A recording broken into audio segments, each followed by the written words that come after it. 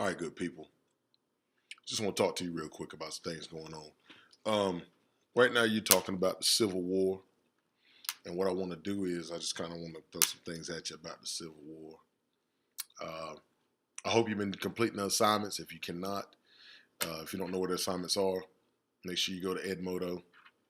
I've been dropping things on there for a couple days now.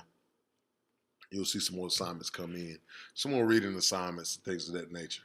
What I wanted to really talk to you about was, and with the Civil War, what people don't really understand is the idea of states that are in rebellion. A lot of people think that slavery was abolished with the Emancipation Proclamation of 1863.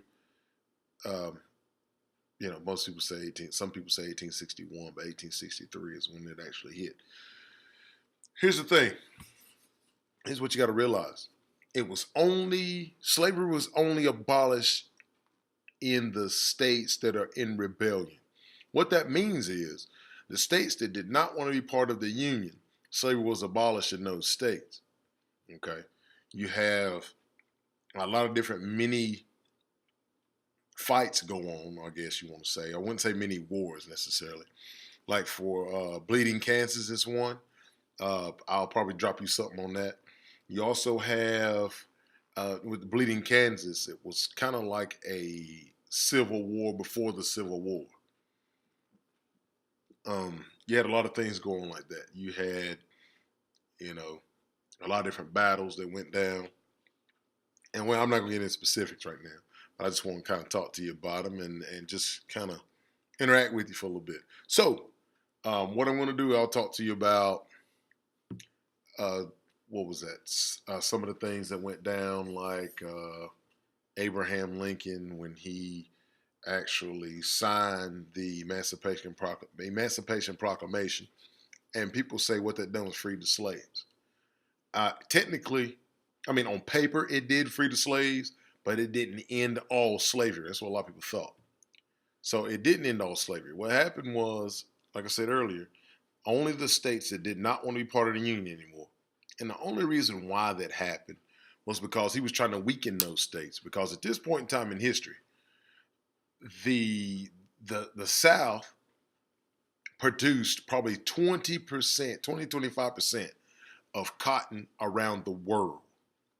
Cotton around the world. When I say cotton around the world, you can say 20% of a dollar.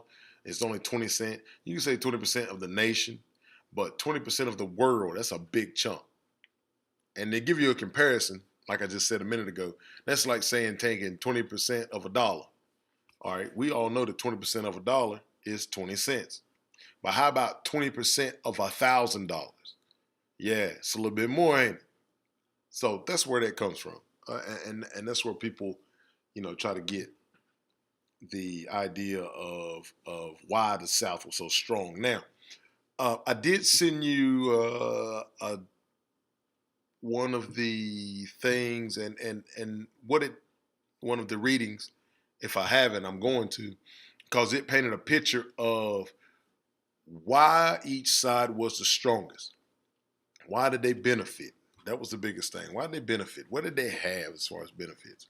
Like, for example, a lot of people didn't know that the South did not even have a lot of ammunition, a lot of weapons. But one thing the South did have, you think of the South, you think of country. So the marksmanship was tons better than in the North. It was tons better than in the North. Because those people, they hunted for a living. They hunted all their animals and food and things like that in the South. So that's why they were better shooters, better sharpshooters. So it was just a lot of things like that. And like I said, I'll try to find that, send it to you. I will also say that Abraham Lincoln, people thought that Abraham Lincoln was good for doing what he done. In other words, the South had a lot more people fighting for the cause.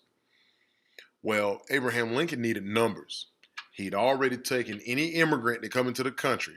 Now, like, for example, the potato famine happened close to that time, and Abraham Lincoln let all the Irish into the country, but for the exchange, you had to fight for the Union, which is the North.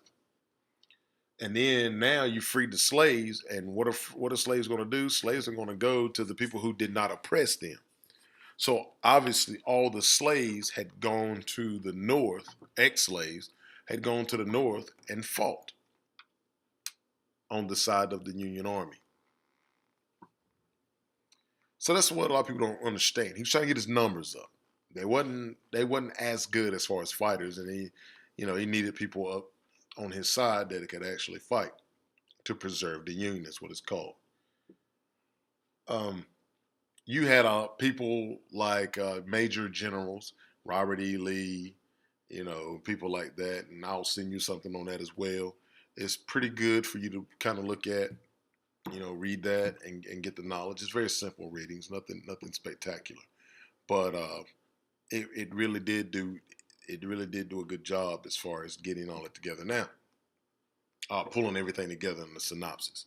So basically, like I said, we all know what happened. The Union won. Robert E. Lee decided to back down. And I have some of that footage. And like I said, it's kind of hard getting it to you in a digital format, like on Edmodo. Edmodo's the buffer between me and the class.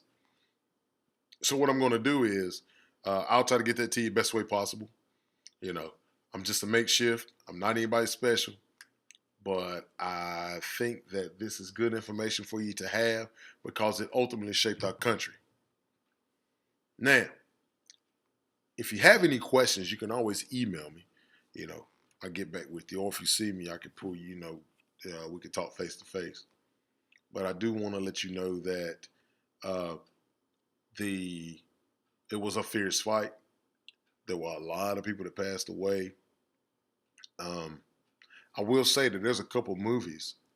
One movie in particular would be Glory, and then there's another movie called Lincoln. Those two movies are pretty good. It kind of gives you every aspect or both aspects of what happened during the war. Glory is about the 54th Battalion, African Americans getting into the war, fighting for the cause. It shows you that aspect of it. And then you also have Lincoln, and that shows you a different aspect of the war from Lincoln's perspective, and that these people are human. One of the biggest speeches of all time is the Gettysburg Address. Those are really, really good speeches. That's a really good speech to listen to. So what I'm going to do is like I said, hit me up on that Moto. That's the buffer. I'm trying to do what I can.